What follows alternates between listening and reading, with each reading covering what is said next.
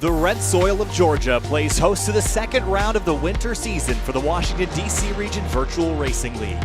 We're an hour northeast of Atlanta in the quiet suburb of Brazelton, but the upcoming races at Michelin Raceway Road Atlanta will break that silence in spectacular fashion with two back-to-back races. It's FR500 Mustangs up first, followed by turbocharged touring cars to finish off another week of racing. Kyle Heyer and Connor Horn joining in for the second week of action. Connor, welcome aboard. Michelin Raceway Road Atlanta. We love racing here. It's fast, it's flowing, and tonight two races back-to-back Mustangs first. Going to be a blast, no doubt about it. These cars race so well pretty much anywhere. You put them at Road Atlanta, it's going to be a blast. And the TCRs as well, it's going to be pretty crazy. This track races so well for so many different reasons. It really does. And again, welcome along to Michelin Raceway Road Atlanta. There's a look at the track map from the top down. It's a fast-flowing circuit, kind of the reverse of Watkins Glen in many ways.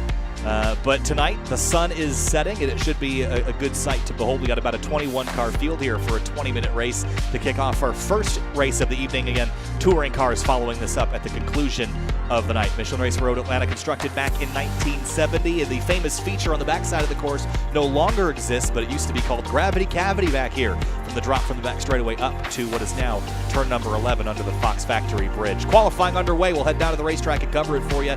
And only a 21-car field this week. I say only because it seems to be down a little bit from last week, Connor, but it is a quality field nonetheless, and really excited to watch and see who ends up on pole this time around. Yeah, a lot of fast drivers still in the field. Paul Darling's here tonight. I do not think he was here last week for the Mustangs, so it's going to be interesting to see what he can do in the Mustangs. Kyle Herbst, who is a lap away from winning the race at Summit Point. He's at the top of the practice charts. Andrew Palata, Peter Schnorr, so many good drivers who are going to battle for the front today. Here's a look at Rob Cassera in the number 177. Zach Rubin is here, but you mentioned Paul Darling in this 155. One reason we should note Paul Darling is because he's typically the one that can take the speed to DJ Alessandrini, who's putting all of his drops in the TCR bucket tonight, I'm sure. We haven't seen him yet tonight, so not sure if he's running in the touring cars at all, but here's Paul Darling in the Mustangs, and that's probably my favorite to pick to win this race, but you can't look away from guys like Andrew Palata in the number 96. He's consistently good. Kyle Herbst, as you mentioned, Kevin Zhu, and more that are sort of the typical drivers at the top of the order in the DC Region Virtual Racing League. So Palata right now starting his flying lap. Jake and Max King, both of those drivers are here. The brothers are running tonight. Max in the number 3 and Jake in the number 39, sporting different liveries this time around. And Mike Leader is back in the number 53. Big Boris is where he belongs, and there he is in that number 53. Just throwing that thing in and out of corners, which is kind of what you have to do at any track, including Road Atlanta, as you just kind of have to will this thing into the corners and just hope it sticks, as he does here through these two quick right-handers. Yeah, this is turn 6 and turn 7, which is arguably the most important here at Road Atlanta. This leads up onto the back straightaway, one of the longest straightaways in North America. I think it's beat out by one of them, one of the straightaways at Road America, as well as at Brainerd International Speedway. That is in Minnesota. They've got an incredibly long front straightaway there. I don't think it's used in any current layout, but still is a slightly longer straightaway than we have here at Road Atlanta. But Mark Labant's heading down the back straightaway, approaching and probably over 140 in the slipstream.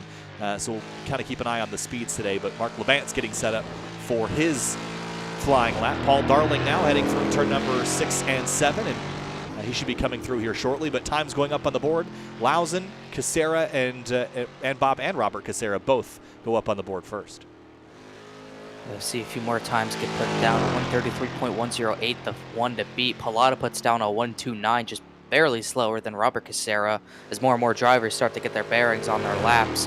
A lot more drivers to go. 3 laps total for all these drivers. Really, the first lap is probably not going to be the fastest lap for a lot of these drivers. Everyone just really trying to get the tires warmed up and in a good operating temperature. Yeah, that's the tricky thing about this Mustang, is warming up the tires without overcooking and overheating those rear tires. Again, you don't have a ton of sidewall, so these tires can get real hot real fast. And Paul Darling, first lap across the timing and scoring line. That's going to be third best for him, a 133.451. And where is Andrew Palata in this list? He's just gone second fastest, but he's already on his second lap. And really good speed through turn number 7. Other thing about this car, Connor, manual H-pattern gearbox, heel-toe downshifting. It's true old school in that fashion, but it's a little tricky to get that quite right, especially in a racing situation when you're side by side and looking for every advantage. Really easy to miss a shift. Yeah, and we'll probably see a few missed shifts tonight, no doubt about it, especially going uphill and downhill. And like you're talking about, racing someone side by side into a corner, that's where it's going to get really difficult because you're trying to focus on two different points of interest. And it's going to get very dicey at certain points if those drivers can't keep up with their shifts. Andrew Palata up and over the crest at turn number 11. Now down the hill. This car weighs fairly heavy, about 3,600 pounds. And not a lot of downforce to go with it. And this time through, it's a 132.775. Oh, no lap time that time. Must have gone off track, so never mind. That lap will get scrapped. Camden Gruber is here, the number 24. There he is. He's coming to his first timed lap this time. Jack Chrissy and Murphy Nichols. Murphy Nichols just begins his first lap here. He might not get all three of the laps that he's been prescribed, but you only need one to go quick. I think he might have a shot at getting all 3 laps in. A few drivers joining late. Darian Taggart is one of them as he's going through the S's right about now. He's just getting out of the pits. I think he won't get all 3 laps in, but the majority of the rest of the drivers will, including Murphy Nichols as he's going downhill at this moment. Yeah, into turn number 5, and this is a very fast and crucial corner. You got to watch this big nasty curb on exit. Very easy to get up and bounce over the top of it. I don't think it'll be a huge issue in the Mustangs. I think that's a bigger problem perhaps in the touring cars later. If you get that right front tire off into the gravel, it's pretty hard to wrestle it back on course. But more drivers across the line. Chrissy goes 14th quick. Peter Schnorr goes second fastest in the number 32. And now Nichols is one of about 7 drivers that have not yet completed a lap but are about to. Yeah, and that exit at turn 5, it is going to be treacherous, how you were talking about. We saw in the GT4s last season how difficult it was to get through that corner cleanly. And that was maybe in part because of different cars. We saw, I think it was the McLarens that had a lot of struggles going through there. The Mustangs going over that big curb, I don't think it'll be as big of an issue. Those touring cars are it's going to be very difficult. You're not going to want to run really wide at all there if you want to keep some decent speed. Love the helmet on Murphy Nichols. It's got SimTV branding on it. That's pretty cool to see. He heads down the hill now and will complete his first lap. And I think you're right, he might have enough time to complete all 3 laps. First lap across the board is a 134.775, puts him 16th quick, but again, typically get a little quicker as the night goes on. Through turn 1, nice line through the first corner, carries a lot of speed. Now up and over towards turn number 3. See how he gets down here, hits the curb just a little bit, doesn't throw him off. Perfect setup for this part of the track here. Got to be so perfect on these apexes. You kind of still want to hit these curbs. Kind of got a little bit behind it there. Really hit the curb on the left side, but he's still got decent speed here. Not too wide out of turn number 5. Yeah, carries really good speed up over turn 5. Gets bumped down the order just a little bit as a few more drivers come across the timing and scoring stripe. There's Darian Taggart. He should be a factor tonight as well in the number 26 car. He has yet to put a lap in. Jack Chrissy just went 7th quick in the number 6 car. That lap was a 133.250. That now becomes one of the targets for Murphy Nichols to hit as he heads down the back straightaway now. Get as big a run as you can down this straightaway. It looked like he got a good one. Going to use every part of the engine to get down here. As much momentum through, I guess technically this is turn 9, but is it really a turn? Not quite. Carry all the momentum down. He's going to really have to hit the apex here. So crucial, these ones as well. You can't mess these up and go wide at any point. Up over the crest to turn number 11 and then down the hill. And coming back to the stripe, needs to beat a 134.775 to improve.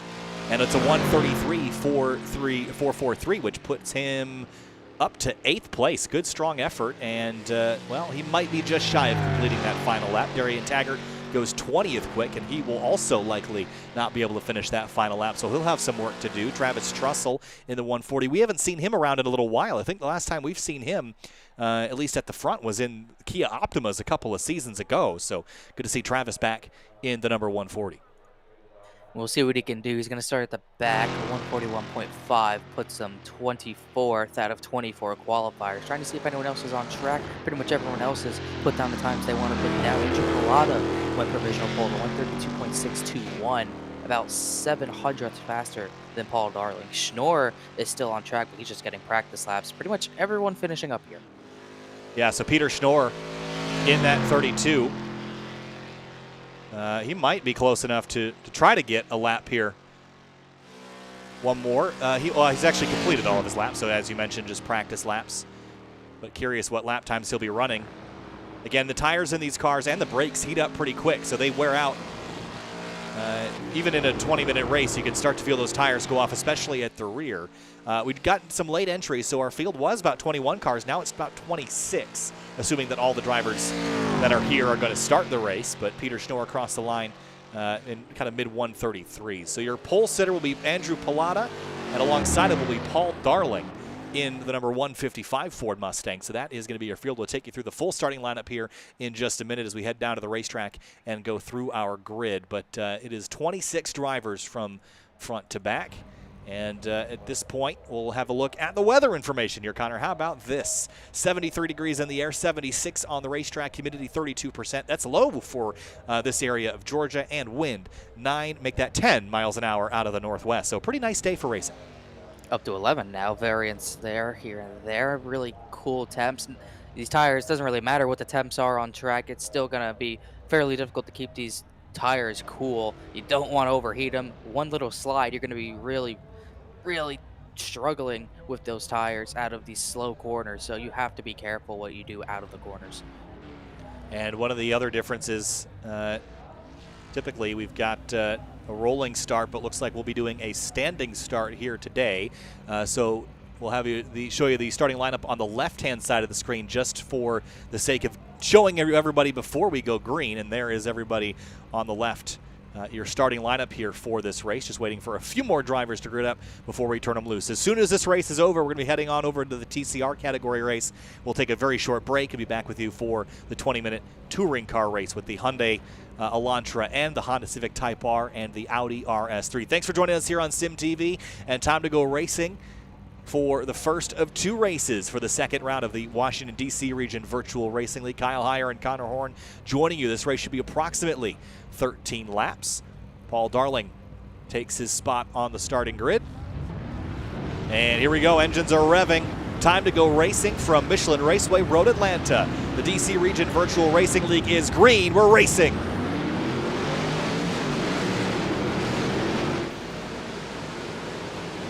The great start by whoever got around Murphy Nichols in the gray car. I think it might have been Camden Gruber in the 24. Fantastic start, sweeps around the outside. Are we 4 wide into turn 1, and it's the 7 car of Ruben that was one of the ones that went wide, and now he's off course. Oh, Murphy Nichols is off course, back into Zach Rubin as well. A few drivers just couldn't get to the gears there. Taggart has some damage. I think that was Peter Schnorr dropping way back. He could not get out of whatever gear he was in there. So for the most part, we got everybody through turn 1. Murphy Nichols and Zach Rubin a little bit slow to start the race off, but now over the crest of turn number 5. Here they come up and over the hill. Tala Sadiq is off, and looks like he's avoided major damage. Let's see quickly what happened to him coming down the hill. Just bounces on the curb, gets a little awkward there, and runs all the way to the runoff. Might as well have taken a shortcut being left wide out, but he was able to gather it up, no damage, and he's going to get back on track here. A little bit of argy-bargy here. A couple cars, 32 cars, Schnorr getting shoved wide into car, turned around backwards. It's Kyle Herbst in the 89. Don't know where that happened. He was about in the top 5. I think he might have gotten spun around by someone there, could not tell. Oh, no, just gets the curb and throttles up, cold tires. All on his own, spins the car around. There's a lot of attrition already. A few Mustangs with big damage. 3 wide going down the hill. That's going to get very dicey there. That's Jack Chrissy dropping way back. Yeah, again, he's got some damage in that number 6 as well. Here's Darian Taggart in the 26 car. He started this race all the way back in 20th. He's up to 11th in the first lap. What a huge climb for him. But some damage on the nose of that car. He paid the price to get all those positions, no doubt about it. But he's going to be able to get these positions. We'll see if he can keep them, because that, even in these Mustangs, that long straightaway is going to be very difficult for him to get through with all that front end damage. Through turn 1 now and back up as we complete our first lap. Still some battling deeper in the field. Carlos Pratt in the 22. Tala Sadiq back going the right direction after getting turned around in the opening lap. Paul Darling leads. Rob Cassera in second. Andrew Palata in third. Eddie Ketarakis had a huge hit of a tire barriers, but he's able to get it back going. Excuse me. Now let's see how he found himself there. Racing behind the number 16 of Cristobal Rodriguez, and gets up on the curb, same thing. Ooh, pretty big hit, yeah.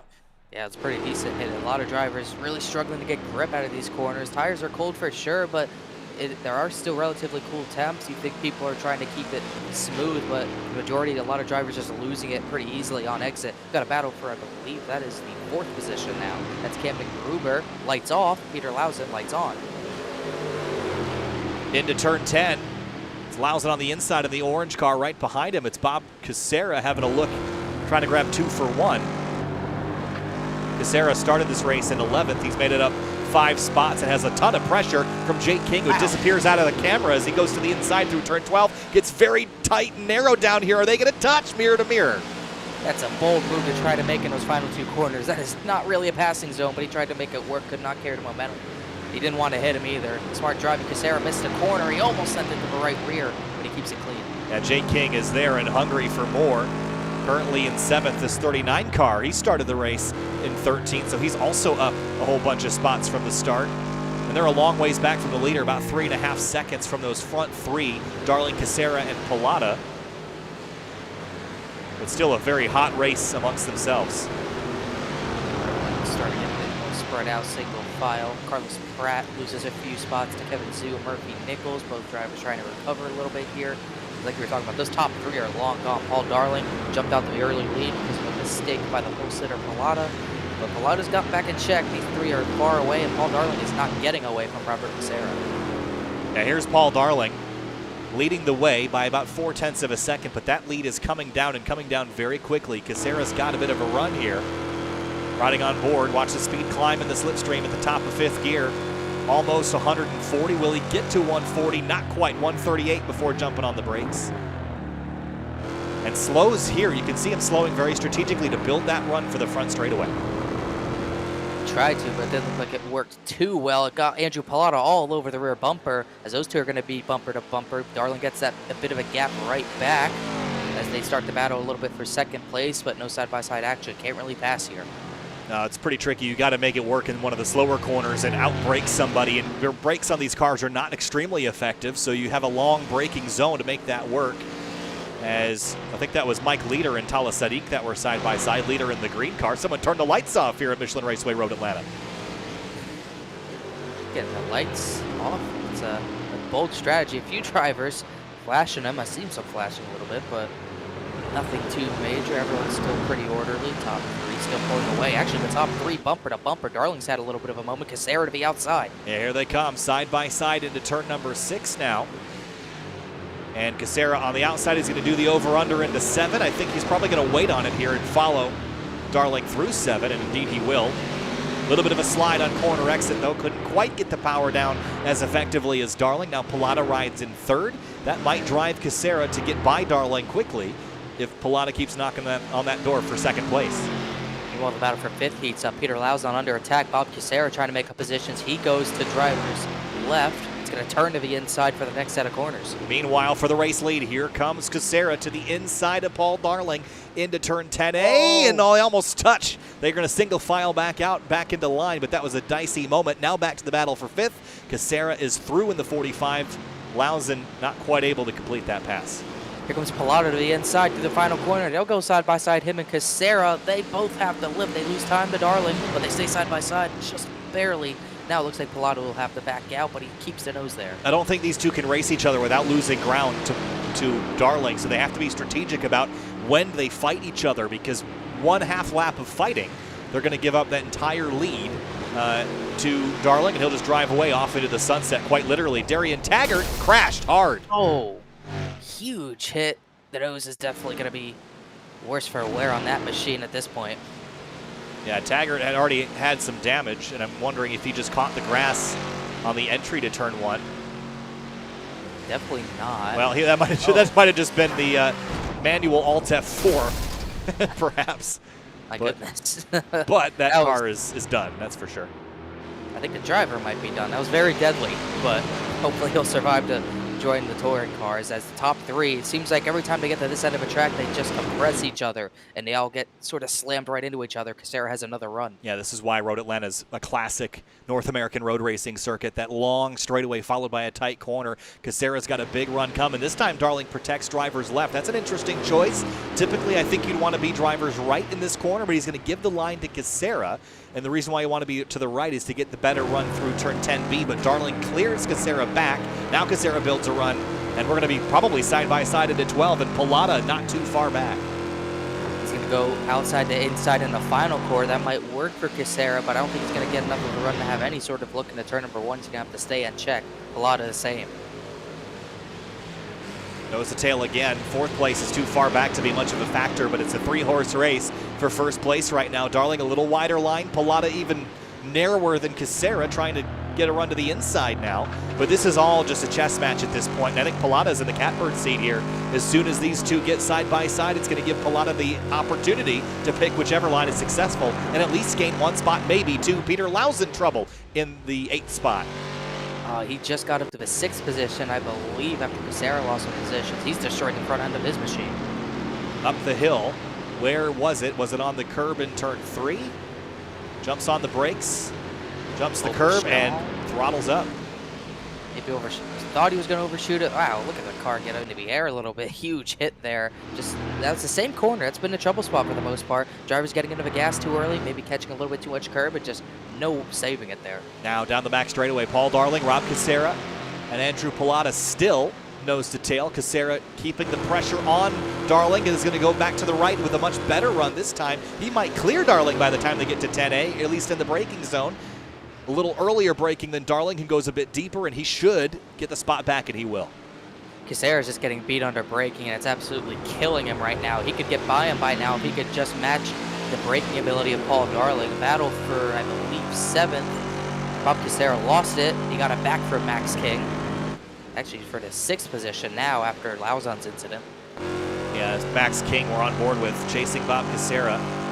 Skates across the surface all the way out to the exit curb at turn 12, carrying so much speed there. It's very nerve-wracking in a car without a lot of downforce, especially if it's not an easy flat corner.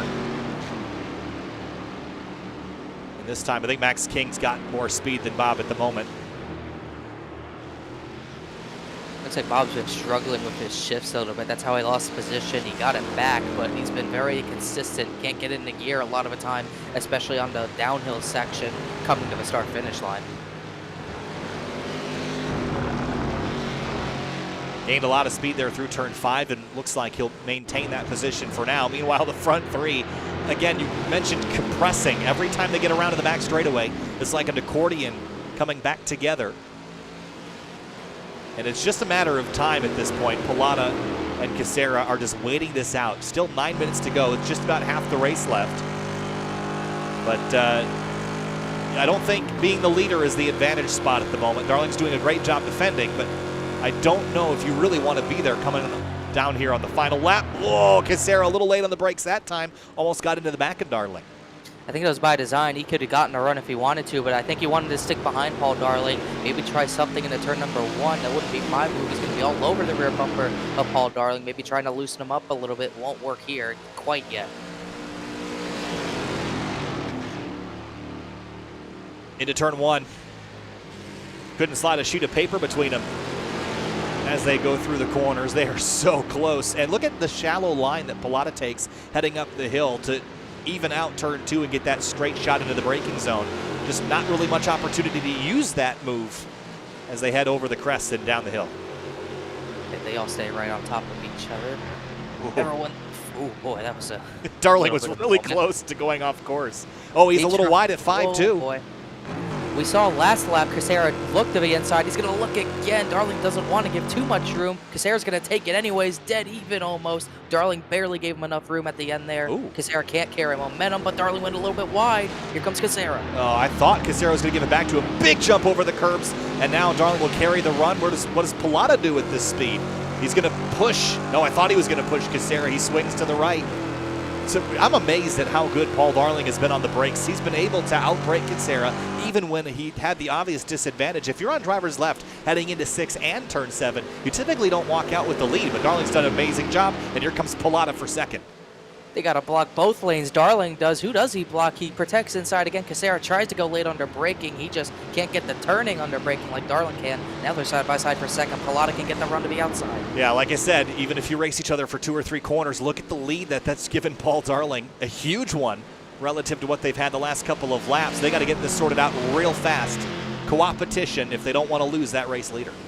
I think Palata's going to get by him. He made a great move to stay on the outside of Robert Cassera there. I think Cassera might be wearing his tires out a little bit. And he's also just not good enough under braking to make any sort of move on Paul Darling. Now it's up to Palata to catch that 155 back. Over turn 3 now. It's 1 full second. Almost completely out of draft range at this point. That's a dangerous place for Paul Darling to be. Meanwhile, we'll quickly jump back. How about a battle for 9th? That's Todd Rushing in the number 5. And just behind him, Talha Sadiq, who's on a recovery drive after that first lap incident in turn number 5. All the way back up to the top 10. Done a good job. A little bit wide there, but making decent time of trying to get to Todd Rushing. Bob Cassera's pulled away from Max King, solidly in the 6th position for now. The battle for 4th heating up. Camden Gruber falling back to the clutches of Jake King. And Jake King in this 39, he has had a heck of a day. Started back in 13th, up 8 spots into 5th, and now looking at 4th place. And Gruber in this 24. At the start of the race he had, 9th to 4th, plus 5. And in position for a podium should the front 3 get themselves all crossed up. But Palata and Cassera working together in that slipstream. They've cut 3/10 out of Paul Darling's lead this lap alone. They have no choice. They don't have enough time to be battling for second. If they want any chance at the win, they have to do what they're doing right there down the straightaway. Stay in line, work together, maybe give a little bit of a bump down the straightaway. Use the slipstream to your advantage and don't lose any time in the 1st and 2nd sectors. Well, Jake King used that chrome horn to try to rustle up Camden Gruber. It didn't work. Got himself more loose than he got the 24 loose, but there was just a tiny bit of contact here as Todd Rushing and Sadiq run side by side down the hill. Surprised how much side-by-side we've seen there. Not really a place I would like to go side-by-side without risking going into the wall on the left or maybe putting myself in a wall on the right. Very sketchy to do that there. To battle for 12th, Mike Leader and Peter Schnorr battling after Schnorr fell back with the 4th position on the start. Yeah, lots of spots to grab from 9th on back to about 13th place with Schnorr in it. So there's a lot of opportunity for mobility here in the final 5 minutes of this race. We'll have to keep our eye on this battle as well as the one for the top spot because they've closed that lead down. Mike Leader, he was just making up good time and he's hard into the wall and he is done for the night. Oh, how did he get sideways is the question. Hit the curve and same thing and he's going to overcorrect. Almost had it saved and it's going to go hard. No tire barrier there. Yeah, that's concrete. That blew the engine, and he is done for the day. Back up front, Darling and Palata and Cassera nose to tail once more. Palata stays in line this time. No advance. We go back to 5th. Here's Cassera and Jake King. Jake King did not get a good run. He's going to... Oh, he tried to found up Cassera. Cassera deep on the brakes. Overcooked it just a little bit there. Here comes King with the crossover. Slid it a bit too much there, but Cassera went way too wide to make that work. Yeah, he overcooked it a lot bit. He went down there and just could not get the thing turned. But 4 minutes to go, about 3 laps left in this race, and Palata is there to the inside of Paul Darling. This is what he's been doing all day. He's got overlap now, but had to back out. That's not really what you want to do there because you might just do that. You might hit him right there. Or risk hitting him at least, and you're going to lose all your momentum. That might have hurt Cassera more than it did Palata, though. Yeah, have another look. So it came over the crest right there. A hip check that Palata had to jump on the brakes for. That let Cassera get to the outside. But they will stay 2nd and 3rd in order, as they were when they crossed the line last time by. Everyone single file out. No side-by-side after that little excursion there into turn 6. Actually, yeah, into turn 6 go the leaders, catching the lap car Carlos Pratt to see how much of a role he might play to get out of the way drivers right. Yeah, does a good job getting out of the way as the leaders, the front 3, storm down the back straightaway. A fairly sizable lead, a half a second for Paul Darling, but again, it comes down so quickly. This time through is going to be 2 laps to go, and now Darling is going to have to get very defensive. They're going to run out of opportunities to be patient as here's Cassera and King side by side again. See if Cassera can get under braking a little bit smoother here. He had the spot, but he overcooked it, trying to defend Jake King's move back. He's got drivers left this time. Deep on the brakes again. I think he's gone too deep again. Actually managed it pretty well that time. Wide out of 10B, but he keeps the spot this time. Yeah, Jake King was pedaling the throttle at the exit at turn 10B and had the wheel cranked, overcorrecting. Had that car in a slide. Independent rear suspension on these Mustangs. They are not pleasant cars to turn, especially over any sort of bumps. But King rides 6th again. 2.5 minutes to go. And Darling, so far, out of the 11 laps we've completed, he has led every single lap. But Andrew Palata is just behind him. That number for him is 0, and he wants to make it at least a 1. He has the opportunity to make it 2. That line Palata takes to enter turn 3 just helps him so much through the S's as a whole. Look at the run he got. He gained about 2 or 3 tenths, it seemed, there on Paul Darling. But where is he going to try to make the move? How long does he want to wait? Looks like he will wait till the backstretch. He gets such a good run to look to the inside, but he just can't take it. He's exiting corners lower and kind of getting a pretty decent dig out of them. You see Darling now leaving tire tracks at the exit of 7. A lot of throttle usage, but it gripped and went. We'll see if Palata can close the gap. This is the penultimate opportunity to make a pass in 10A. We know Palata will take it if he's got the run. I just don't think he's going to really get there in time to have a legitimate look. He might want to, if he wants a dive bomb, he can try it. He's going to make Darling go protective. He is going to go drivers right here into 10A. How deep does he go on the brakes? Insanely deep almost. He can't hold it. He's going to lose a lot of time here. Yeah, and again, here comes Cassera to cross him over as well. This time through as they come up over the crest. Here comes Cassera. This could be crucial. This time through, white flag one more time around at Michelin Raceway Road Atlanta for the Mustangs. Cassera could have gotten by him, but he chose to lift. I was surprised by that. It doesn't look good for Palata and Cassera's chances to even get to Darling at this point. It's going to take a lot of ground to make up here. Darling trying to mimic Andrew Palata's line here into turn number 3. Oh, he's got to, oh, that was a really big cut over turn 3. Will it stick? Will it count? Will they let him have that one? He had to do it to gain as much time as he could. We'll see how much it works here. Battle for 5th still heating up. Cassera, way wide Cassera. Big slide, Bob Cassera, that is. Jake King's back all over him. Max King's brought himself into this battle as well. Oh, huge slide for Jake King through the S's. He's somehow held on to it. And Jake and Max, the brothers, nose to tail behind Bob Cassera. All battle for 5th. Cassera runs into the grass, and here comes Jake. That's using up all the track, no doubt about it. I don't think he's going to have a look on Bob Cassera here. The Tide Ride looking mighty fine in P5 so far. Meanwhile, down the backstretch to top 3 leaders. Darling has a decent lead. Palata, last-ditch effort here. Oh, big dive by Jake King into turn 7 on Bob Cassera. Here comes Max King now going to push Bob as they rumble down the backstretch, but for the top spot, Palata not close enough. Needed the run out of turn 12 last time by. He's within 0.2 of a second, now 0.3 of a second, trying to set this up to get a run on Paul Darling, but Paul has done everything he's needed to do. Great run here for Palata, though, as they come up and over 11 and 12. Coming back to the checkers this time, Paul Darling has led every single lap, and it looks like he will lead the final one and win at Michelin Raceway Road Atlanta by half a car length over Andrew Palata and Rob Cassera. But for 5th place, the battle now Bob Cassera, Jake King, and Max King. 5th, 6th, and 7th in that order. Adam Kobach and Tala Sadiq. This is for 8th place as they come up over the hill. This is going to be all down to shifting. Kobach didn't get a good run. Slides a little bit there. Sadiq on the outside. Looks like he's going to get the spot here. That's going to be a last lap change. Whoa! For Sadiq. Kobach could barely hold on to it. Todd Rushing, Felix Borady, and Murphy Nichols, 10th, 11th, and 12th. Unbelievable. Great stuff there. As we complete our first race of the night, here is a look at your race winner. Paul Darling in the number 155, Andrew Palata in the number 96. Rob Cassera, podium in the number 177. Camden Gruber up to 4th in the 24. Bob Cassera rounds out the rest of the top 5. The Kings almost had Bob on that final lap, though. Great racing there, Connor, especially at the front, but no one was able to take Paul Darling off the top step all night long. Yeah, no doubt about it. It just looked like he was in control and knew exactly how to defend the entire time. He kind of baited Andrew Palata into that outside move into 10A, coming to the white flag. It just forced Palata to lose so much momentum, and Paul Darling was just able to get such a good run out of the corner, and it forced those two to battle for side-by-side second place for just a little bit of time to let Paul Darling just inch away just enough. Well, there are your results for our Mustang race here, the FR500s, but the main event, the touring car action, is up in just a few minutes. We'll be back in just a few minutes with our second and final race of the night. We'll see you in a few.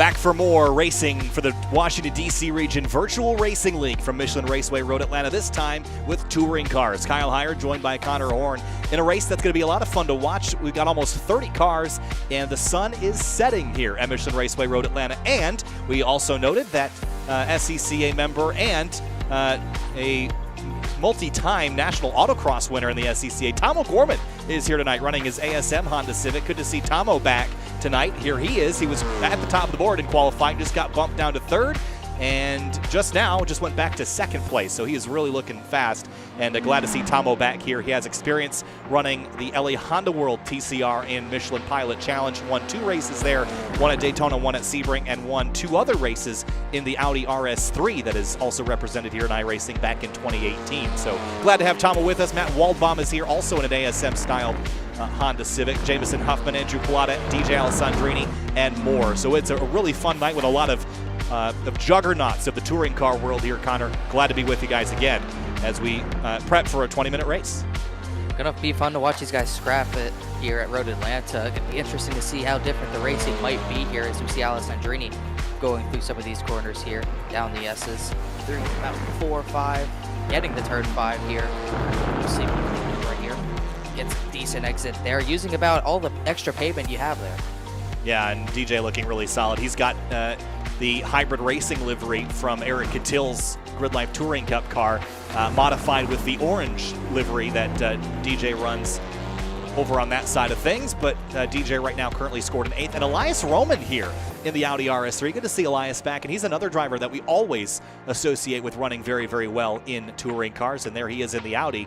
And have a look at the manufacturers represented on the left-hand side of the screen. A pretty good spread. A lot of Hondas, but there are a couple Hyundais in there as well. The Hyundai Elantra N. And Morgan Burkhardt goes first across the board. That's a really impressive time by the driver, the number 2. First driver to get into the 27s in qualifying. A few drivers hit 27s in the practice session. He was actually 6th in practice.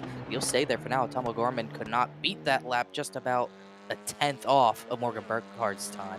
That's impressive. Beating Tomo in a front-wheel drive touring car in anything, even if it's the unfamiliar world of sim racing, that's pretty cool. Here's Greg Ginsberg in the number 72, has the Oreo livery on, looking tasty.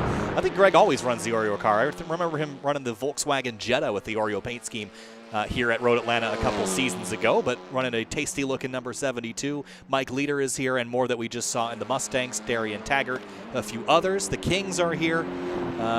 Pretty stacked field, and we are now almost 40 cars in. This is a really well-attended race tonight.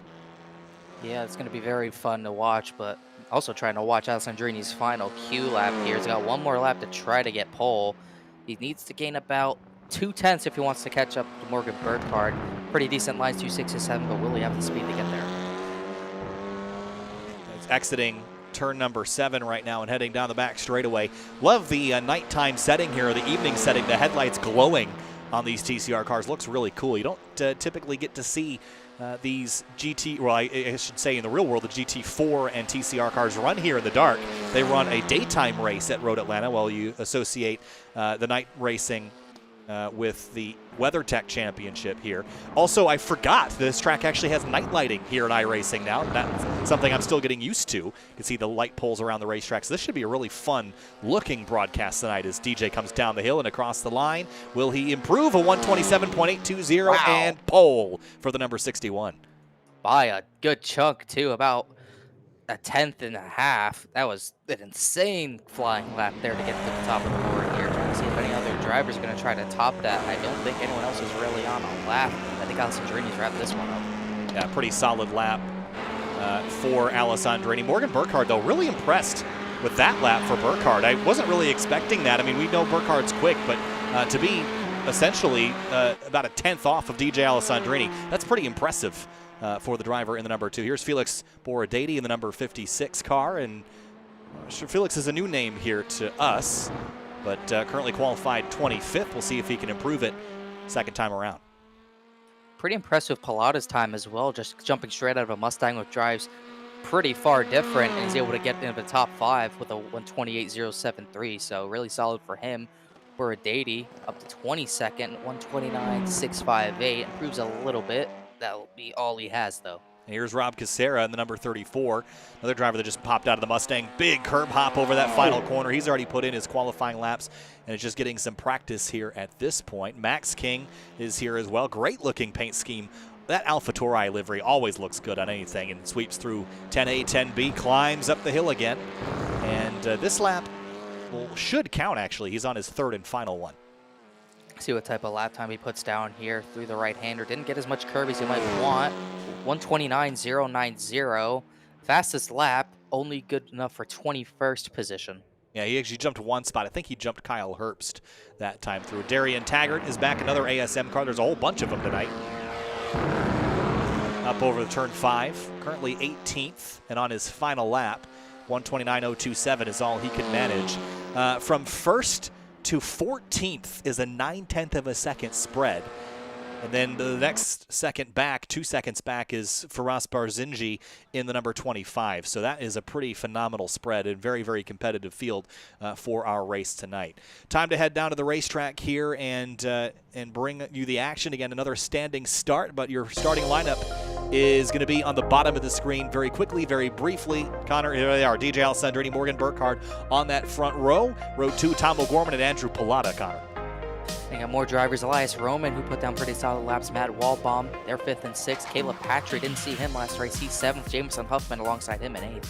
In 9th place, Rob Cassera, the number 34. Will Robbins in the number 35 is in 10th. Zach Rubin, Peter Lausen in 11th and 12th. We're just going to scroll the rest of these very quickly because we don't have a ton of time to roll through them. We did rolling starts last week, standing this week at Road Atlanta. But again, we have almost 40 cars, 36 to be exact, so it is a significant field and should be a lot of fun to watch race. I've really come to love these tours. Sorry, Connor. I've really come to love these TCR cars. Been participating or broadcasting 2 or 3 different leagues that feature these cars, and I just am not sick of them yet. I just love how they race. I loved how they raced last week. Summit Point was an absolute blast with them. It's going to be interesting to see how they race at Road Atlanta. A little bit of a different track, but it still should be a blast. The standing start should be a little bit easier for a lot of the drivers. Hopefully the Mustang drivers from last race are able to figure it out a little bit quicker this time. And look at the night lights glowing around here at Road Atlanta. The light pulls up. Fantastic looking circuit when the lights come on and the stars come out. DJ Alessandrini on that front row. Time to go racing here from Road Atlanta. The Washington, D.C. Region Virtual Racing League is green, and Tom O'Gorman stalls it on the start, gets rear-ended, and everybody scatters behind him. Oh, he's almost going to hit again. A bit of a stack up there. Some incidents in the back, but everyone's able to get to turn 1 cleanly for now. Alessandrini sprints away with it. Oh, 3 wide. I think that's Taggart in the middle. A little bit of contact there, but they come out the other side okay. Now through turn 3. Got 1 car wide. It's Huffman out wide to the grass. Look out. A little bit of contact there with O'Gorman, but I think he managed to get away with it. Cone goes sailing through. Huffman still offline. And a frantic opening half lap or so. Oh my goodness, Caleb Patry's wide. He saved it, hopped the curve again. He's still trying to gather. He's able to make it work. It'll lose a few positions to Murphy Nichols, Robert Cassera, as well as everyone's darting for position, trying to get single file, trying to gain positions. And it is wild out here. Here's Burkhardt now side by side with Alessandrini up onto the back straightaway. Max King goes around the AlphaTauri machine, goes through the grass in the middle of 6 and 7. Will Robbins trying to make some ground up. Everyone's still trying to sort out, trying to gain spots so frantically right now. Now Tom O'Gorman making passes back up to 6th place. Mitch Marhefka has dropped down the order. He's stalled as up front. Here comes Alessandrini for the top spot on Burkhardt. Deep on the brakes into turn 10A. Can he complete the pass? He does. And Matt Waldbaum tries to take a look as well, and he had to back out of it. Ooh, big slide, Tom O'Gorman. He's going to go wide. Another driver way wide, missing 10B completely. That was Caleb Patry. A lot of drivers having a little bit of a struggle getting the tires under these guys. Cold tires, bit of a struggle for a lot. Yeah, give it 2 or 3 laps and the tires will come up to 10th, but it'll be full blast. But again, with a standing start, no opportunity to warm those Michelin tires up, so that's probably why it's a little on ice skates for a couple drivers out there. And Huffman is off again. He has had the most trouble of anybody on this opening lap. His teammate leading the race. He is struggling, though. Huffman is. Rushing's gone wide as well, but he's also been able to gather it. Got to be careful to rejoin safely. Not really many spots to rejoin safe here, but Atlanta. Headlights flashing on the number 10. Tom O'Gorman following Cassera. This is a battle for 7th now. Also a battle for 6. Murphy Nichols right in front of these guys. O'Gorman's going to take the room to the outside. Cassera's just going to let him have it. I think he recognizes Gorman's a bit faster. Murphy Nichols do the same. Can't really let him by here. Got to wait till the straightaway for an opportunity for that. Good exit for both those drivers now as they try to chase down the top 5. Are about 2.5 seconds clear of this group. Alessandrini leads by half a second over Burkhardt. Then it's Waldbaum, Palata, and Roman, the rest of that top 5 group. Here's Timothy Saunders. Kyle Herbst slow, giving up some time, perhaps a slowdown to serve for the 89. He'll lose 2, 3, maybe 4 spots as the rest of the field comes storming by. And turn 7, he had a bit of contact with Zach Rubin. They got away cleanly, but lost a lot of time, and they're sort of in this pack now, backed each other up to the clutches of Adam Kovac and others. Here is Paul Darling in the 155, following the group that just got repassed by Tomo. He's back up to 6, Murphy Nichols to 7th, Cassera, Chrissy, and then Darling running in 10th. He's up 5 spots from the start of the race. Really good climb. Really frantic for about 15th on back. Timothy Saunders has a train behind him. A little bit of blocking by Zach Rubin, and Kovac going at it right now. That's 15th on back. Saunders, spin behind him. Francois Brou and Kyle Herbst, yes. And Brou's just going to back it into the wall. Herbst as well. Let's go back and see. Whoop, meant to go grab how that began. Oh, Herbst's night done. Tries to go to the inside into turn number 1 and really never got to the apex, kind of just turned Francois there. Yeah, it's really a shame for Francois, who's the cleanest driver in the WDCR SCCA league. You see him go for a loop again. He's got major damage on that car. But statistically, he is the lowest incident scoring driver in the series. So that's over several seasons as well. So that's a real shame to see him get taken out so early. Alessandrini, Burkhardt, Waldbaum still the top 3 as they storm down the back straightaway. Lights are on here at Road Atlanta. And Andrew Palata having a look at Waldbaum here into 10A. See what he can do here. Gets to the inside. Not good enough under braking. Tries to maintain overlap, trying to get to the driver's right. Maybe make a move. Waldbaum's going to actually protect that. Make Palata try to go around the outside. Palata really not going to be able to do that. Maybe tries to switch around into turn number 1. A little bit of momentum. If he wants to try it, he can. He looks for a moment. I think he'll go and try it. Into turn 1 now to the inside of Waldbaum. Now backs out, thinks better of it. Paul Darling and Jack Chrissy were door-to-door for a moment. They've sorted it out. Darling up to 8th place through a couple of his competitors. And even back in 20th place, here's David Stern, Felix Borady, and Bob Cassera. 20th, 21st, and 22nd having a really good scrap. And whoa, big slide for Cassera off the course. Oh boy. Hang on to it. My goodness, I don't know how you slide that thing that sideways and not wreck it. That was pretty impressive. Zach Rubin also off for a loop. But there's your lead. It's half a second, and Burkhardt has not let Alessandrini get away. It's still about a half second up to the race leader. No major advantage gained or lost there, as here's Lausen and Chrissy trading spots again for 9th. They just can't sort it out. That spicy nacho car just can't keep the position as Paul Darling starts to pull away from them just a little bit. He's up about 6 spots. Actually, let's make that 7 spots on today as he got by Jack Chrissy, as everyone just trying to sort it out in this 3-car pack, maybe trying to get the Murphy Nichols for as quickly as possible. Here's Waldbaum protecting from Palata again. Elias Roman lurking here. I would have thought he'd be a little bit higher up than 5th at this point, but sort of seems stranded at this point. The Audi has a lot of strength in the straightaways, Connor, but it doesn't seem like that is showing face a whole lot. We've got 2 Audis in the top 5, and it looks like 4 in the top 10, so pretty good spread there, but not quite as dominant on that back straightaway section as I probably would have suspected. I did think they'd have a little bit more of an advantage, but just not the case right now. Paul Darling had an incident, sort of a moment in the final set of corners. He's dropped back those 2 positions to Lausen and Jack Chrissy. Bit of side-by-side action. Castillo Romero goes wide. Darian Taggart to the inside for turn number 3. Well, Robin's trying to follow him. That's dicey. Don't try 3 wide there, please. Yeah, Taggart on the start of this race started back in 18th, had a bit of contact on the opening straightaway, but has moved up to 11th, so any damage that he had doesn't appear to be affecting him as he continues to move forward at a pretty fervent pace and gets through Francis Castillo-Romero and Will Robbins. We'll see how much ground he can make up, maybe get away from those guys so he's not in risk of getting slipstreamed passed by.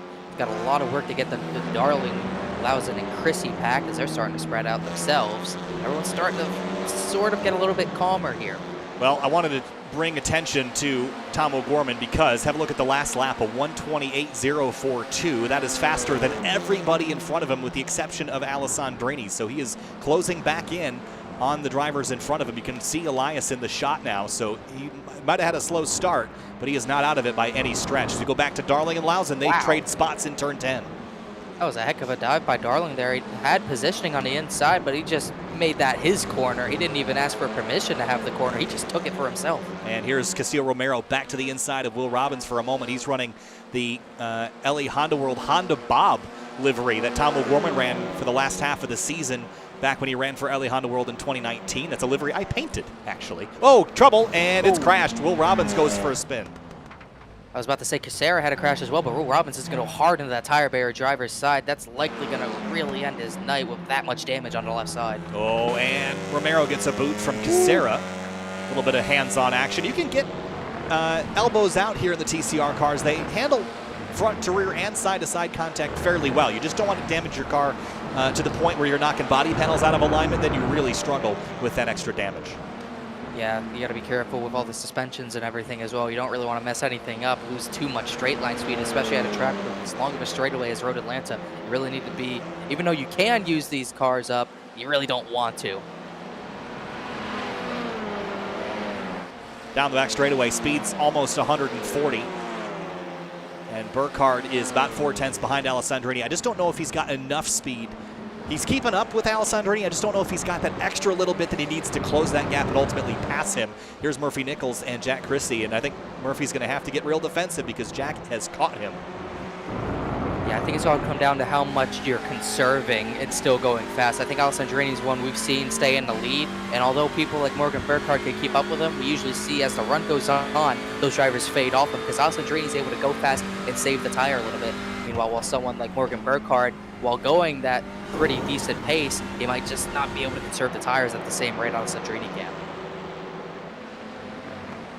So now the race is settled in just a little bit as we approach the halfway mark, 10 minutes and 30 seconds to go. Still some battles happening around the course. And the closest ones seem to be in the top half of the field. Waldbaum, Palata, and Elias Roman continue to run pretty much splitter to wing. Jack Chrissy made a very split-second move to the outside of Murphy Nichols, who turned 6. He's going to really pinch Murphy to turn 7. He has the advantage now. Nichols trying to stay to the inside, crowding Jack Chrissy on the outside, but I think Chrissy's got the run to make this one work. Well, now it's Hyundai versus Audi. Which car's got the power to beat the other down the straightaway? Chrissy on the right, Nichols on the left, and Nichols will tuck back in behind, and now should be able to go right back by the Hyundai, which doesn't really have the straightaway speed. And here you're seeing that Audi on display. Same behind him right now. Lauzon and Darling will go side by side. A little bit of 2x2 action at Road Atlanta. Why not? Chrissy getting a bit of apex there. Big send by Paul Darling. He makes those brakes work again to get P9 back, as Chrissy's going to get the P7 at the same time. Darling is so good on the brakes in anything that he drives. Back up to the front. 9 minutes to go. BJ and Burkhardt. Tomo, last time by, ran his best lap of the race, a 1:27.8. He hasn't been able to do this consistently, so he hasn't quite reeled in that pack in front of him. But he is figuring this out as he heads down the hill and towards turn 5. It's so difficult at this point to make up ground quickly. You really just have to inch away. If he didn't have that incident, that problem getting up the speed on the initial standing start, he might be even closer to the leaders at this point, making passes into the podium position, but just trying to get anything he can at this point and hope he has a chance at the podium right now. Trying to look at the battle. There's a battle for about 18th brewing. Todd Rushing's got it. Felix Borady and Firas Barzinji went side by side to the S's, and they somehow didn't hit. That was impressive. That was really cool to watch as they came down the S's. Good respect shown there. While we were watching the onboard with O'Gorman, he actually closed about 4/10 on the drivers in front. But again, losing some ground on the straight might have some damage affecting the speed of that car. And he's following an Audi, which certainly is not helping. But if he can get a really good run through here, he's back in drafting distance of Elias in that 99. Did get hit on the start, do remember that. Don't see any visible damage, but it could obviously be not visible, because you know how iRacing can be. But even if he does have damage, he's making the best of it, and he's still one of the fastest cars, if not the fastest on track right now, as he still continues to close in on the top 5. He just ran a lap time faster than anybody ran in qualifying by 3/10. He is sailing through the field now, 1 second shy of Elias Roman. This could get really fun at the very end of this race, but time is ticking. Here is Francis Castillo-Romero and Adam Koback. This is for 12th spot, this battle brewing. Castillo-Romero has been battling pretty much everyone this entire time, trying to stay inside the top 15. Koback just has not found a way by this 96 machine so far. Just really struggling to find any sort of passing zone. Honda versus Honda in this particular battle. Just behind them, David Stern and Timothy Saunders, or is that Saunders and Zhu? It's Zhu in the Momo car. Stern got to be outside to the driver's left of Saunders. Saunders gave him the spot. He dropped himself back into the clutches of Kevin Zhu there. Everyone's staying single file for the most part. Not too many risks, although we know. Zhu laid on the brakes into 5 and ran way wide. That should give Rushing some time and ground to close back up as we move forward back into the lead grouping. As they head down the hill, Alessandrini's got a 7/10 of a second lead, and look who's caught the party. Tomo now within a safe drafting distance of Elias Roman and going to be in the mix for a top 5. Alessandrini's tire advantage, or at least his advantage on saving, has started to help him out here. Burkhardt not able to keep pace, dropping back a little bit, about a 10th slower than Alessandrini last time by. This time by a full half a second slower, starting to drop back the Mac wall bump here. Koback and Castillo-Romero into turn 10A. Castillo-Romero in the silver and black, and the black, red, and white is Koback. Wow. That was a little bit dicey. Almost contact behind him. Saunders and Stern, bumper to bumper. Zhu and Rushing go side by side through the final corners. Ooh, clear. Koback on Romero. And Zhu clear of Rushing. Good moves there, both of those as well. Very impressive to see those moves made. Trying to look back at the front. Burkhardt's dropped back. Wall bomb's already to the rear of him. That happened fast. Burkhardt is fading pretty quickly here. And meanwhile, Tomo Gorman is charging. Looks to be inside of Elias Roman. Up over the curb through 6. Gonna have to stay patient through 7 and get the run down the straightaway potentially. Yeah, this is where it gets tricky again, because the Honda is not going to have the straightaway speed to compete with the Audi here. So the best he's going to be able to do is match the Audi's pace on the back straightaway. I don't think you're going to close the ground on the straight in this particular section of the racetrack. Burkhardt in an Audi is closing on DJ in that area, but pretty much nowhere else. And it's free and clear of the draft at this point, so it's going to be a battle for second. Castillo-Romero got back by Adam Koback. Koback's got to be thinking, what do I got to do to stay in front of this guy? He's got to be getting frustrated. Seems like he's been by and made the move, but just can't hold on to it, as there's still a train behind them with Stern, Saunders, Zhu, and more. Yeah, this is going to be an exciting one. There's 5, 6, maybe 7 cars in this grouping, and a lot more about 1.4 seconds back from it. Here's Koback on the brakes again into 10A. And David Stern, as you mentioned, and Timothy Saunders just behind. In case these two get together, Stern's wide. Here comes Saunders. Saunders going to try. He's into the grass trying to make that move work, but he still has a great run. Got a very shallow apex. Got a little bit of a slide job at Road Atlanta. That's not going to work too well. He got the spot, but he's going to lose it right back. It's going to go to, I believe, Kevin Zhu, as they're all going to be scrambled 2 by 2 into turn number 1. Usually don't like to try slide jobs at Road Atlanta. Yeah, he got tagged on corner exit. That's what shot him sideways. Here's Tomo to the inside of Elias Roman in turn 6 and 7. This is going to get very tight down here. Drag race, and Tomo, is he clear? No, not quite. Now he is. Wow, he shut him off. That was brave.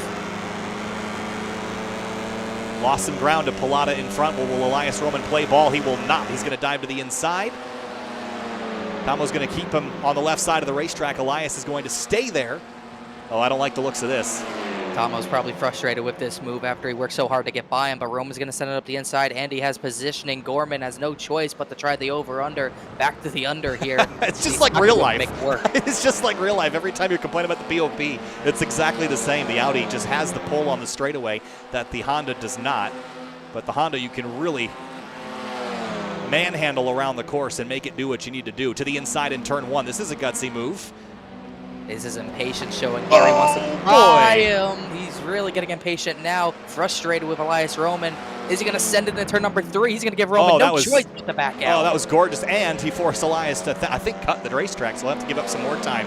Here's Waldbaum now on Burkhardt. This is an intense battle for second place into turn 5. 3 minutes to go. Should be 2 laps to go next time by the stripe. Oh, Burkhardt's off. Oh, he's been able to keep it straight, though. He's really struggling right now on these tires. He has no speed, no pace left. Alessandrini's left these guys into dust at the late stages of this one. Into turn 7. Burkhardt, Waldbaum, and Palata. I bet Tomo is in 5th, just waiting and hoping for these guys to spike up another battle. As we go back to David Stern, Rob Cassera, this is one for 17th place. All these guys still so packed up this late in the race. It's surprising to see everyone right on top of each other. No damage really causing this. Everyone just really even on pace in the midfield here. As Stern holds serve here. Todd Rushing still chasing Timothy Saunders for the 15th position. And Kobach still can't find a way to clear Castillo Romero. On board with Palata, chasing Matt Waldbaum. This is a battle for the podium. 2 laps to go this time through. Waldbaum trying everything he can to stay with Burkhardt, but Palata's trying to get by both of them in really no time at all. Tomo out of the race. I think he might have gotten a cut track there.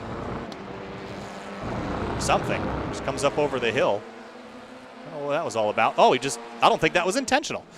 I think something happened to the number 10 and disappears now, but DJ, Burkhardt, and Waldbaum, your top 3. Palata chasing Waldbaum, and this is going to get really interesting because we're going to be coming to 1 to go, and a lot of patience has been shown, but I don't think that there's going to be any patience on this final lap. They've been far too nice to each other. Gorman had no patience to get out of the race. I think that was an alt-F 4, but there's really not much you can do here. Waldbaum has to try everything he can to get the spots in the S's somewhere, maybe 6 and 7, because he just can't hang with Morgan Burkhardt down the straightaway enough to make any sort of move, but he does have a decent run here. Maybe he could try, if he wants to try a dive bomb. I don't think he's going to be close enough to try any sort of legitimate move. He might have to really send it here. Here comes Waldbaum on second place, Burkhardt. Oh, that's dicey side by side, and Palata, here he comes with a huge run now for second place up over the crest. Are we going to try 3 wide? No, Palata's going to sit on it. Please don't. I wanted to try it. I think the white flag's going to be out. Waldbaum couldn't get to the outside of Burkhardt. He'll try the inside. Burkhardt blocks a little bit, forcing Waldbaum to lift and brake a little bit early. Waldbaum's going to stay all over his bumper. Palata's got to run into 2 and 3. A run is an understatement. He's going to go to the left. Waldbaum tries to protect and does successfully. Across turn 3, Palata catches the dirt, throws that car sideways for a moment. Now Waldbaum chases Burkhardt down the hill for second place. And it's about to pop off now. We've been waiting all race for this to formalize here, but now through turn 5, a little gravel for Waldbaum. Wow. There's a scramble for 18th, but meanwhile the battle is for the podium. Burkhardt looks to have a decent amount of room to maybe stay in second place. Waldbaum trying to defend Palata at this point.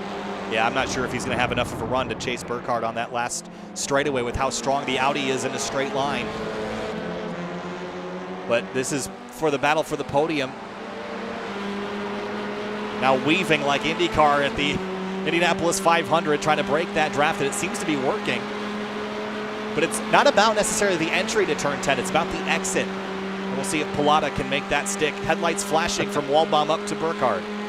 I don't think he can really do that. Haven't had much of an attempt to get to him to make any sort of pass. Burkhardt's defended pretty beautifully, but out of a final corner, Alessandrini's dominated this one. Coming to the line, he's going to win this one. Checkered flag for DJ Alessandrini. From flag to flag, he will win it. Burkhardt hangs on. What a drive for Morgan. He finishes second. Then it's Waldbaum and Palata, 3rd and 4th, as they come across the line and finish what was a remarkable battle inside the top 5. Jack Chrissy, Darling, Murphy Nichols, Lausen, and Taggart, the rest of the top 10. Still some battles. Here's Timothy Saunders and Todd Rushing. This is for 16th, and Caleb Patry, I believe, yes, in the 898, will ride on board. He'll try to go to the outside, try to get overlap. Saunders is going to be clear. Patry got the door slammed on him. Saunders kind of missed the corner. Todd Rushing's going to come back at him. Caleb Patry trying to look 3 wide. This could get dicey. Into turn 12. Does he dive for the apex? He's not going to. Rushing 16th. Patry and Saunders, Rushing, Patry, and Saunders 16th, 17th, and 18th as they come across the line. And reverse donuts for the ASM Civic of Matt Waldbaum and the 61 of Alessandrini. That's something I haven't seen yet here in iRacing. I've never seen that. I didn't even know that was possible, but it does make sense, I suppose. Right in the middle of a track. Oh, look out. Checkered flag, and here's a look at your race winners. DJ Alessandrini, Morgan Burkhardt, Matt Waldbaum, 1 through 3. Then Palata and Roman, 4th and 5th. Jack Christie, Paul Darling, Murphy Nichols, Peter Lausen, and Darian Taggart, the rest of the top 10. Connor, and a couple drivers in this top 20 had a couple good fights. Rushing, Patry, and Saunders had a great scrap. Yeah, they were all over each other the entire race, and it was very fun to watch all of these battles for position. Just like Summit Point, we saw battles up and down the order for the podium, for top 10, for the top 20. A row of 7 cars about 13th to 20th. It was very exciting throughout. And looking down the rest of the order, there was a whole bunch of drivers in this race, 36 to be exact. John Willeman, 21st in the 13 car. Francois Brou recovered for a 24th. Tom O'Gorman unfortunately had a poor start, and that's what kind of kicked off the whole race that he had. Imagine had he gotten a great start running up there with DJ, would have been fun to watch. Ruben, 29th, Kyle Herbst in 30th after his crash relegated him to the tail of the field. Max King out, Talas Sadiq out as well. Here's Morgan Burkhardt. He came home in 2nd place and brought a valiant fight to DJ Alessandrini. Morgan, congratulations. That was a really strong qualifying effort, an amazing job, an amazing race. P2 for you. Take us through your night.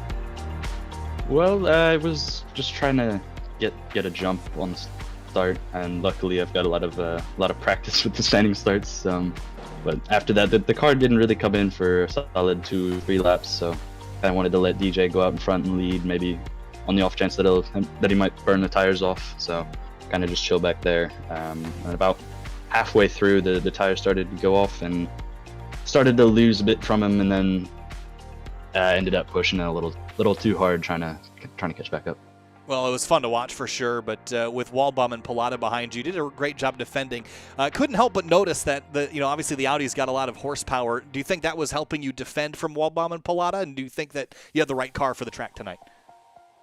Yeah, for sure. The Audi's definitely a bullet in a straight line, but it was difficult to kind of get a good run through the first section of the course so that I could be all right on the entrance to 6 and 10.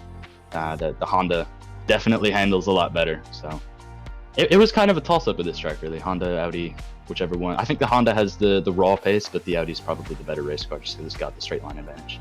Well, it worked out for you, Morgan. 2nd place tonight. Congratulations, and we'll see you next week. I don't even know where we're heading next week off the top of my head, but Road Atlanta was certainly a fun racetrack, and also fun to race here at night, Morgan. What's that like, finally racing under the lights here? Oh yeah, it's a lot of fun. The track looks really, really nice, so you also get the added effect of the blinkers, which is a little bit of mind games, so it's a lot of fun. All right, Morgan, congratulations. We're headed to VIR next week. We'll see you there. Thank you. All right, and haven't gotten a hold of anybody else yet. We will not be able to chat with Paul Darling. He's got to run. Also requested to chat with Alessandrini and Matt Waldbaum. We'll see if they pop in here anytime soon, Connor. While we wait for that, we'll debrief a little bit. We got to also give a heads up to Andrew Palata, because he had a phenomenal run in the Hyundai in 4th, the highest finishing of that brand. And this is perhaps the wild card when it released in iRacing. I don't think people really knew what to expect. This isn't the Veloster that has raced in IMSA for a couple of years. This is the new car that will race this season, the Elantra N, but it's proved to be a pretty solid car, especially on the smaller tracks. Yeah, it seems very fun to watch rip through the corners. A lot of the time it can sort of take more of the apex than you're maybe used to. And it was very fun to watch Palata sort of jump some of these corners. He sort of kind of cut turn 3 a few times, trying to maximize his entries and exits and just his overall speed through the apex. It was very fun to watch. On the podium tonight, the number 15 of Matt Waldbaum with his ASM Honda Civic comes home P3. Matt, pretty epic fight between you, Palata, and Burkhardt, but a couple seconds behind Alessandrini. What'd you need to go run that 61 car down?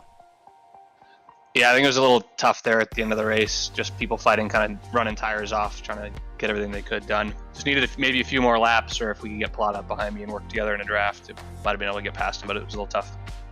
We were talking with Morgan about car choice tonight. Obviously, the cars all have their advantages and disadvantages, and it seemed like the Audi was the fastest car in a straight line.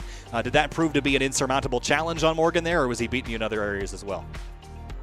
No, I think I could get up behind him where the draft would be fine out of 7 through all the twisty bits, but it definitely was tough to get alongside him down the back straight for sure. Hey, Matt, congratulations. A strong run there, third in the number 15. We head to VIR next. That's a really fun racetrack in touring cars, and we look forward to seeing you race there. Your thoughts on VIR and COTA? That's the next race after that. That's going to be real fun. Yeah, VIR will be a ton of fun, and then COTA will be awesome. Getting ready to run COTA here in a month with Good Life, so it'll be good practice for that. All right, Matt, congratulations. We'll see you next week. Thanks. And DJ Alessandrini wins the race all out in the mirror tonight, DJ, in the final race. But it was an exciting one. The first couple laps, you weren't able to quite shake Morgan. Take us through the start of that race and the franticness you saw in the mirror. Were you happy to not be a part of that tonight?